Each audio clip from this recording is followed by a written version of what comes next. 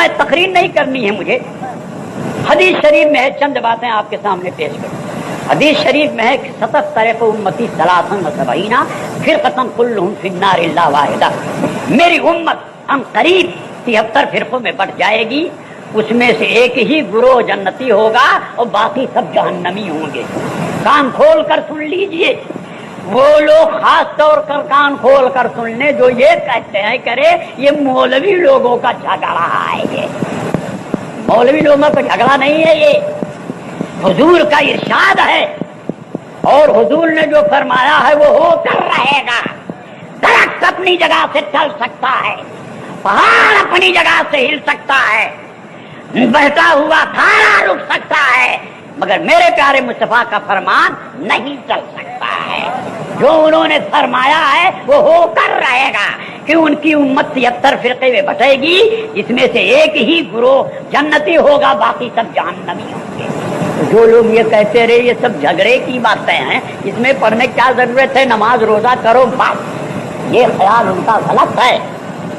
نماز روزہ تو قادیانی بھی کرتا ہے، دیوبندی بھی کرتا ہے، غیر مقلد بھی کرتا ہے، مودودی بھی کرتا ہے، اور ہم اہل سنت و جماعت بھی بحمدہی کا اعلیٰ کرتے ہیں۔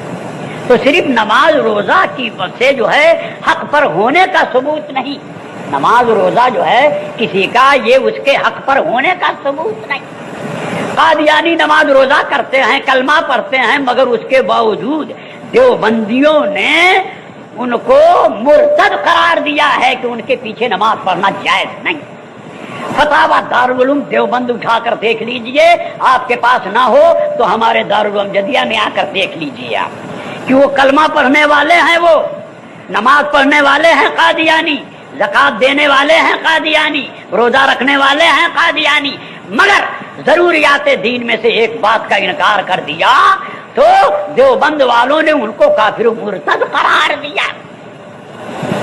اور مرتضی حسن دربھنگی نے کتاب لکھی اشد العذاب علی مسیلمۃ الپنجاب، اشد العذاب علی مسیلمۃ الپنجاب، یعنی پنجاب کے مسیلمہ پر سخت عذاب۔ تو پنجاب کا مسیلمہ کون؟ وہی غلام احمد قادیانی۔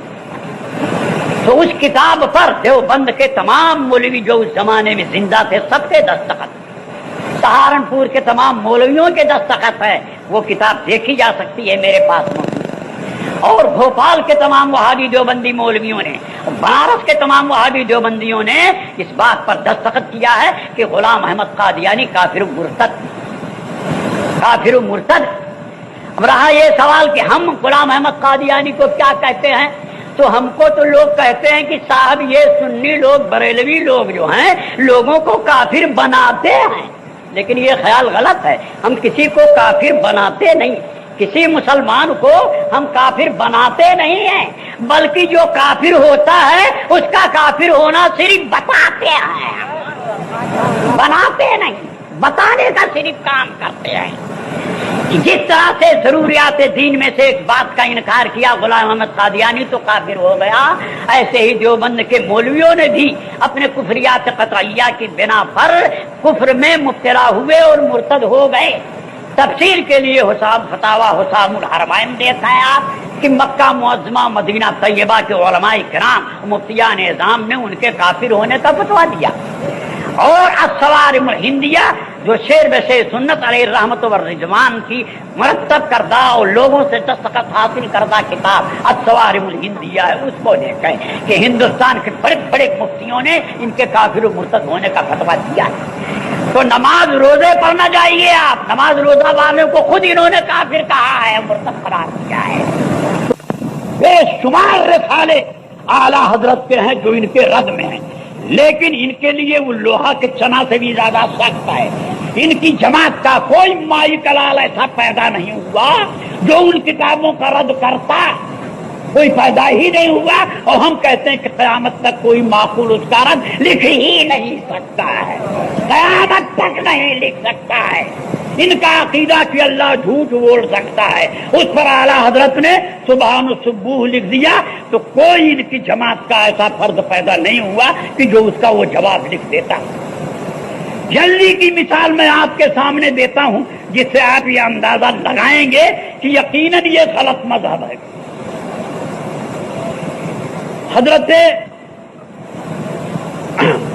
استاد العلماء حافظ ملت شاہ عبد العزیز صاحب قبلہ رحمۃ اللہ تعالی علیہ نے ایک کتاب لکھی، اس کا نام ہے المصباح الجدید، چھوٹی سی کتاب جس میں دیوبندیوں کے عقیدے لکھے۔ اس کے جواب میں بظاہر تو غالباً رہبر نام کا ایک آدمی تھا، اس کے نام سے وہ کتاب چھپی، لیکن منظور نعمانی نے در پردہ وہ کتاب لکھی اس کے جواب میں۔ اس کا نام رکھا مقام الحدیث، ادھر تھا تو المصباح الجدید نیا چراغ، المصباح الجدید نیا چراغ، نئے چراغ کے جواب میں ادھر سے مقام الحدیث یعنی لوہے کا ہتھوڑا پیش کیا۔ مقام الحدیث مانے لوہے کا ہتھوڑا۔ اب اس کے جواب میں جو پھر حافظ ملت قبلہ نے لکھا اپنے شاگرد مولانا مفتی محبوب صاحب کے نام سے، اس کا نام رکھا العذاب الشدید۔ تو آج تک کوئی مائی کا لال اس جماعت میں پیدا نہیں ہوا جو العذاب الشدید کا جواب دیتا۔ یہ قوم ان پر، ان کے آباء و اجداد پر پڑا ہوا ہے قرض باقی ہے جس کو وہ ادا نہیں کر سکتے آج تک۔ اگر ان کا مذہب حق ہے تو ان سے کہیے کہ تم العذاب الشدید کا جواب دو۔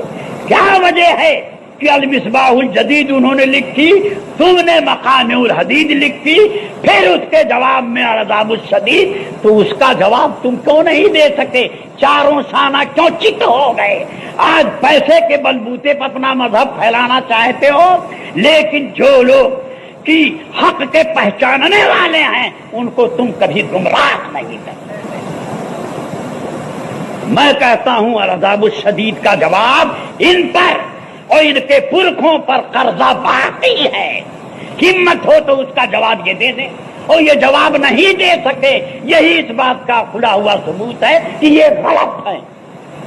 دوسری بات سنیں آپ، اس کے بعد کی بات کہ حضرت علامہ ارشد القادری صاحب قبلہ نے زلزلہ لکھا، اور وہ تمام باتیں اس کتاب میں انہوں نے پیش کر دی کہ جن کو یہ لوگ بزرگان دین کے ساتھ کرنے کو یا بزرگان دین کے ساتھ جو سنی پیش آتے ہیں اس بنیاد پر ان کو مشرک و کافر قرار دیا کہ یہ مسلمان ہی نہیں رہیں گے، شرک و کفر میں مبتلا ہو گئے۔ حالانکہ وہی ساری باتیں ان کی کتابوں میں بھی موجود ہیں اور وہی ساری باتیں ان کے بھی عقیدے ہیں، لیکن سنیوں کے ساتھ اس طرح وہ پیش آتے۔ بہرحال علامہ ارشد القادری صاحب نے زلزلہ کتاب لکھی، اور اس کے جواب میں یہاں سے لے کر برطانیہ تک 4 کتابیں لکھی گئیں۔ ظاہر میں تو چھوٹے چھوٹے مولوی سامنے آئے، اس میں سے تو ایک اتنا چھوٹا مولوی تھا کہ جس کے نام کے ساتھ لفظ حضرت لکھا گیا کہ حضرت مولانا فلاں صاحب۔ تو عامر عثمانی جو تجلی ماہنامہ دیوبند سے نکالتا تھا، اس نے لکھا کہ فلاں مولانا کے ساتھ لفظ حضرت لگانا ایسا ہی ہے جیسے کسی باونے کے پاؤں میں بانس باندھ کے اونچا کر دیا جائے، کہ باونے کے پاؤں میں بانس باندھ کے اونچا کر دیجئے، ایسے ہی اس مولانا کے ساتھ لفظ حضرت لگانا ہے۔ غرضے کی بڑے بڑے لوگ اندر تھے موجود، مگر ظاہر میں چھوٹے چھوٹے لوگ آئے، لیکن اس کے بعد یعنی یہاں سے لے کے برطانیہ تک 4 کتابیں لکھی گئی زلزلہ کے خلاف۔ مگر اس کے بعد علامہ ارشد القادری صاحب قبلہ دامت برکاتہم القدسیہ نے جو ان 4 کتابوں کا رد لکھا تو بالکل ان کو زیر و زبر کر دیا ان کو، یعنی اس کتاب کا نام رکھا زیر و زبر۔ اور آج تک اس قوم میں کوئی مائی کلال نہیں پیدا ہوا جو زیر و زبر کا جواب لکھتا۔ تو اعلیٰ حضرت کے تو تمام قرضے ان کے اوپر لدے ہوئے، शेर बेशेर सुन्नत के तमाम कर्जे इनके ऊपर लदे हुए, उनका कोई जवाब नहीं दे सके। ये जल्दी की बात है कि हाफिज साहब किबला का कर्ज इनके ऊपर बाकी है और अल्लामा अरशदुल कादरी का भी कर्ज बाकी है। और अगर इनके अंदर ताकत कुव्वत है, अगर ये हक पर हैं, अपने आप का दावा करते हैं कि हम हक पर हैं, तो इन किताबों का वो जवाब लिखें। लेकिन हम कहे देते हैं कि वो जवाब उसका नहीं लिख पाएंगे। ये आज की बात नहीं है, कई साल पहले की बात है। ये लोग अपने कानों में तेल डाल कर बैठे हुए हैं और धांधली और बेहयाई पर आमादा है और सऊदिया अरबिया के रियाल के बलबूते पर सुन्नियों का ये ईमान खरीदना चाहते हैं। हकीकत में ये बातिल परस्त हैं और गलत हैं। लिहाजा है मुसलमानों, आप उसके फंदे में उनके आने की कोशिश न कीजिए। अगर वो आपको रोजगार के लिए पैसा देते हो तो जान लीजिए आप कि रोजगार के लिए पैसा हमको इसलिए दिया जा रहा है कि हमारे ईमान को ये खरीदना चाहता है, हमें बेअदब और गुस्ताख रसूल बनाना चाहता है, इसलिए ये हमको पैसा दे रहा है। अरे देहातों में तो बकरीद के मौके पर बकरे भी तकसीम किए जाते हैं। जो गांव का बासर आदमी होगा और अच्छा आदमी होगा, कुछ खुशहाल होगा, जिसका आबादी के अंदर असर होगा, उसको बकरे भी ये लोग पेश करते हैं। क्यों? बकरा दे के उसको पहले सुला कुल्ली बनाएंगे और सुला कुल्ली के बाद फिर उसको देवबंदी बनाएंगे। तो आप उनके फंदे में कभी ना आइए।